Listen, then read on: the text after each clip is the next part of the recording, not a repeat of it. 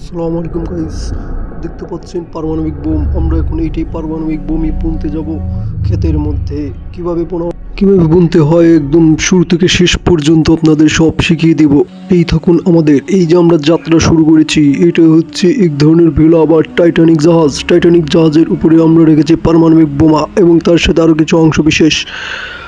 আর এটা হচ্ছে আটলান্টিক মহাসাগর। আমরা এই মহাসাগরটি পাড়ি দেব অনেক কষ্টে। চারপাশে দেখে নিচ্ছি কোথাও কোনো কুমির টুমির লুকিয়ে আছে নাকি, আমাদের খেয়ে ফেলবে আবার। এই জন্য এদিক ওদিক ভালোভাবে দেখে নিচ্ছি। দেখে নেওয়া হয়ে গেলে এইবার টাইটানিক জাহাজের উপরে আমরা উঠে পড়ব। লাফ দিয়ে টাইটানিক জাহাজের উপরে উঠে পড়েছি।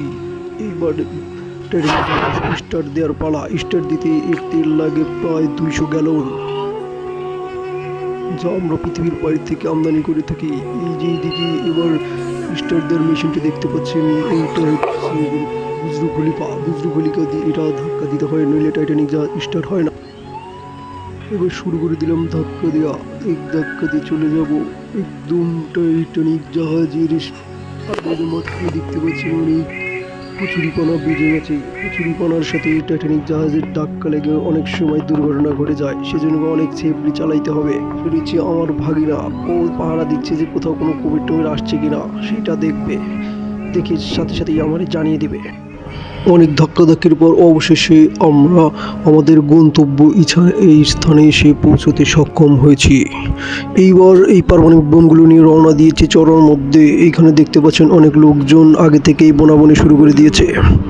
এবার আমরাও বোনাবনি শুরু করে দিব। যে অংশ বিশেষ দেখতে পাচ্ছেন এটা হচ্ছে নাসা পাস। আমরা বিদেশ থেকে আমদানি করে থাকি, আমাদের দেশে এগুলো পাওয়া যায় না। এটি খুব ভারী এবং শক্তিশালী বলে এটি দক্ষ লোক দ্বারা পরিচালিত করতে হয়, নইলে এটি অ্যাক্সিডেন্ট হওয়ার সম্ভাবনা থেকে। পারমাণবিক বোম উঠিয়ে নিচ্ছি। ওইখান থেকে আস্তে আস্তে সবগুলো আমরা বোনা শুরু করবো। খুব আস্তে ধীরে আস্তে নিতে হবে যাতে কোনো ব্রাস্ট না হয়। একবার ব্রাস্ট হয়ে গেলে পুরো পৃথিবী ধ্বংস হয়ে যাবে। এই জন্য খুব সাবধানে নিতে হচ্ছে। ছোট ছোট পাতিলে এগুলো নিব। একবার নেওয়া হয়ে গেলে তারপরে বোনা শুরু করে দিবতে কোনো শেষ থাকবে না। খুব যত্ন সহকারে নিতে হয়, নইলে একটি দুর্ঘটনা সারা জীবনের কান্না। একটা দুটা চার পাঁচটা করে এরকম গুনে গুনে নিচ্ছি। একটা বাদ পড়লে ওটা পরবর্তীতে ব্রাস্ট হয়ে যাবে। ওইখানে বোনার জন্য মাটির ভিতরে গেড়ে রেখে দেবো। এবার গুড়ি গুড়ি পায়ে রওনা দিয়েছি আমরা। একদম শেষ প্রান্তে থেকে শুরু করব। আইলের মাঝখান না, একদম শুরুতে শুরু করব। এই যে এখানে প্রথমে একটা দিব।